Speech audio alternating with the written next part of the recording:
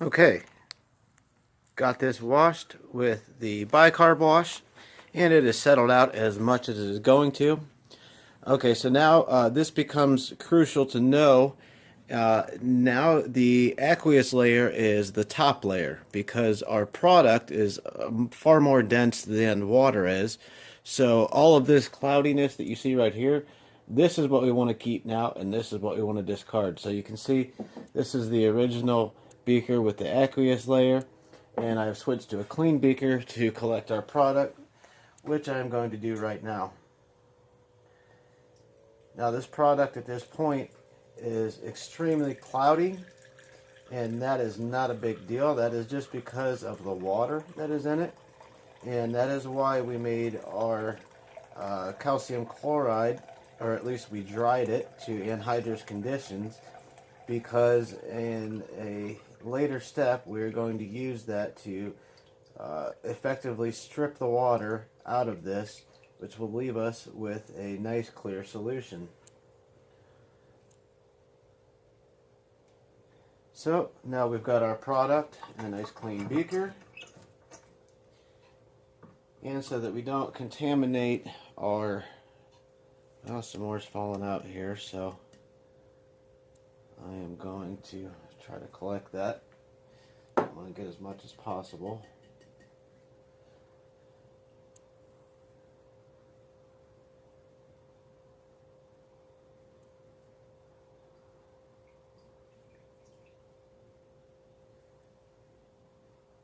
Looks to be about all I'm going to be able to get.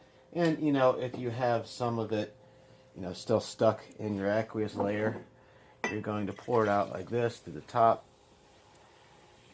into there, and you can see as it reacted with the acid that was in that aqueous layer, all the carbon dioxide was liberated. So yeah, I was saying, so the reason you want to pour it out the top is obviously because we're trying to keep our product as dry as possible, which is coming through the takeoff tube here. So we don't want to be letting the aqueous layer through here, because then water is just going to stick to it, and that's going to add to the amount of water that we have to strip out later on. And obviously the least amount of water that we have to strip out is a lot more ideal. So we pour our product back in here, and then I'm going to wash this 2 more times, each with 100 mils of distilled H2O. And since everybody knows what that looks like, I am not going to film that. I'm just going to go ahead and do it, and then I will come back when we are ready to move on to the drying step.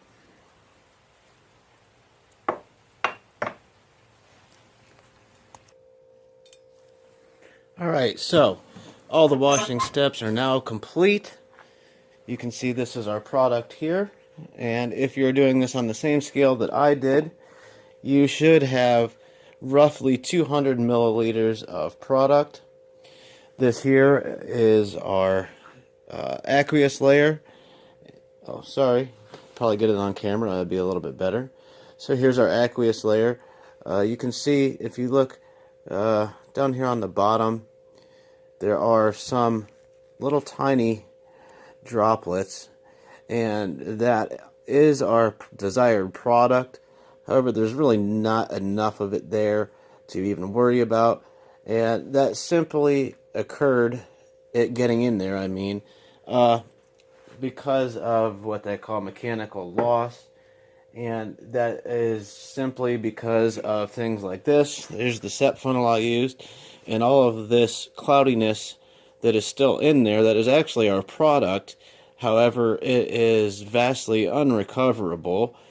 So here's mechanical loss type 1. It sticks to the inside of the separatory funnel, and you really can't get it out any way other than to put some kind of a solvent in there, and then you then have to remove it from the solvent. So it's not really worth it, not enough to worry about. And when you're working with a separatory funnel too, you have the vortex phenomenon that happens, and that's when you get all the way down here to the tiniest little part of the neck, as you are as you have the stopcock open, everything kind of starts to make a whirlpool or a vortex, and that kind of sucks a little bit of your undesired product in with your desired product. And so that's mechanical loss number 2, which are basically the only 2 mechanical losses in this situation. However, like I said, if you were to try to recover what's here and what is also in here, I mean, you're going to end up spending hours for probably a milligram worth of product, so it is really not worth it. So let's set these off to the side. We don't need these anymore. And so the next thing we do is we need to dry our product. In other words, we need to make it anhydrous, and that's where our calcium chloride that we dried comes in. So I stuck that back in the oven during the last couple of drying procedures because it actually started to rain outside while I was doing this, and since I have the window open here in my lab, it actually started to pick up some of the moisture coming from that, so I had to re-dry it again. So let's weigh this so we can see exactly how much we need to use.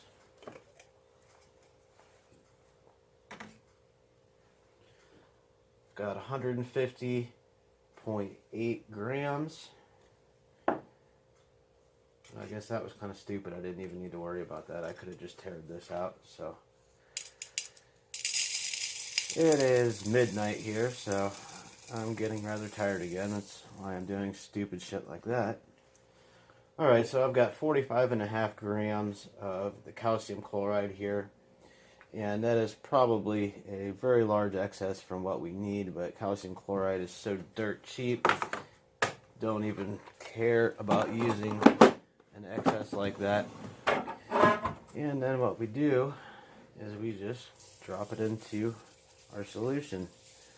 Now, we're going to have to let this sit over top of this for probably a few hours. And what we are shooting for is that when we come back to it, this solution should be a transparent yellow color. So it should look similar to this without any little droplets in it. So I am going to just call it a night for now. As I said, it is 1:15 midnight. And I need to get inside and do some work inside the house. So I am going to let this sit for the night. And when I come back tomorrow, it should be nice and anhydrous. And then we can move on to the final crystal precipitation step. And that step in and of itself can take a few hours. So this is a tedious synthesis here, but it is well worth it.